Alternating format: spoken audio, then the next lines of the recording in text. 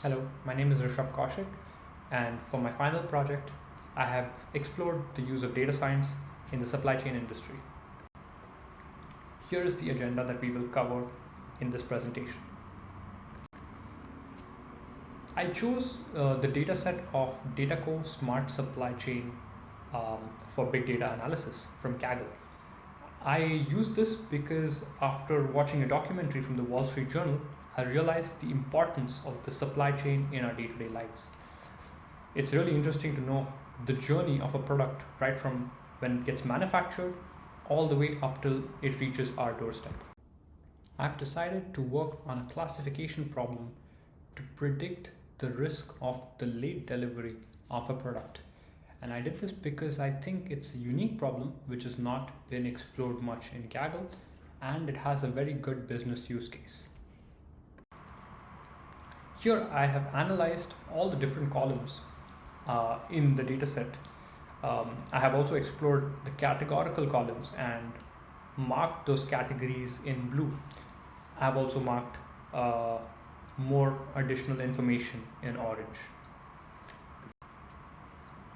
Here is some more data analysis for the different columns like the delivery status, order status, and the late delivery risk. I've also analyzed that the customer location data is predominantly in the United States, with a few locations in China, India, and South Africa. Here are graphs of the delivery status color-coded by the order region. Here is the target variable, the late delivery risk, plotted in a bar graph. In the midterm, I used label encoders to convert the categorical data into numeric values. And I chose to use the decision tree model because of two reasons. Firstly, that it's a white box model and it would be easy to visualize it, as you can see here. We realized that the training accuracy of this model was only 46%. This means that the model did not generalize well to the data. Therefore, I trained a second decision tree model.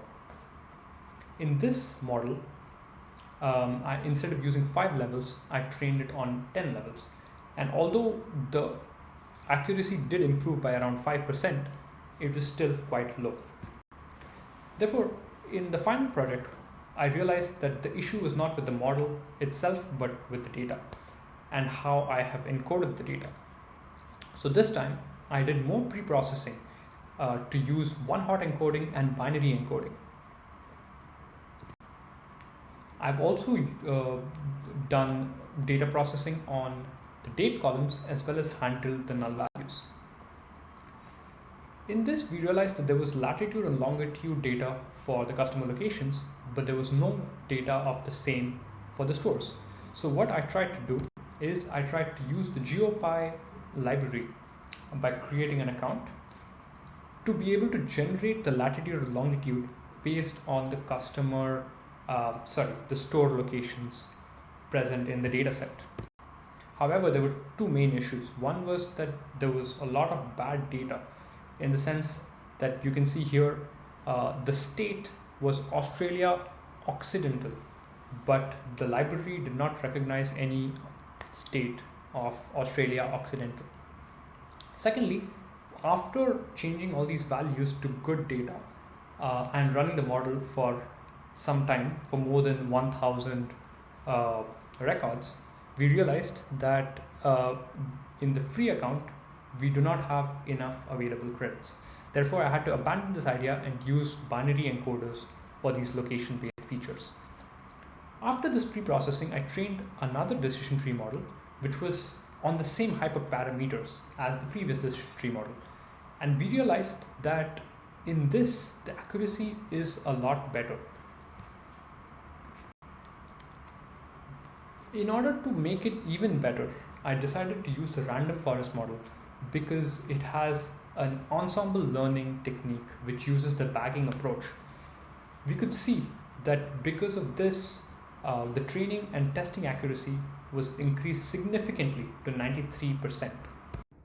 Random forest models can also compute what is known as a feature importance score on the different attributes of the training data. So here is an image of the 15 most important features in our dataset. So the next idea that I got was to train another random forest model only on these important features. And this random forest model, in fact, performed even better than the previous random forest model at about 97% in both the training as well as accuracy. Whenever we have the hyperparameters for the random forest models, we don't know which values would yield the best results. Do we do trial and error? Well, there's actually different ways we can fine-tune the hyperparameters. And one such approach is using randomized search CV, which would go through many different values and then give us the best optimal values of the hyperparameters. So using the result from randomized search CV, we've trained a third random forest model. And this random forest model, although almost the same as the previous one, performed about 0.01% better on the training and had the same accuracy in the testing. Here are a result of all the machine learning models that we've trained in this project. We could see that the first two decision trees performed very poorly on the data. And this was mostly because we had not processed the data properly.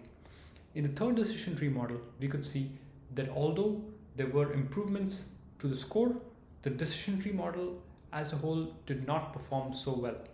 The random forest model solved this because of its ensemble learning approach and gave good training and testing accuracy.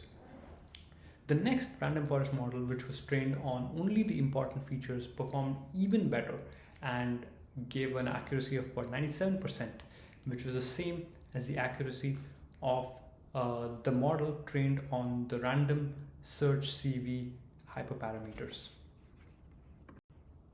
Here are the references. Thank you.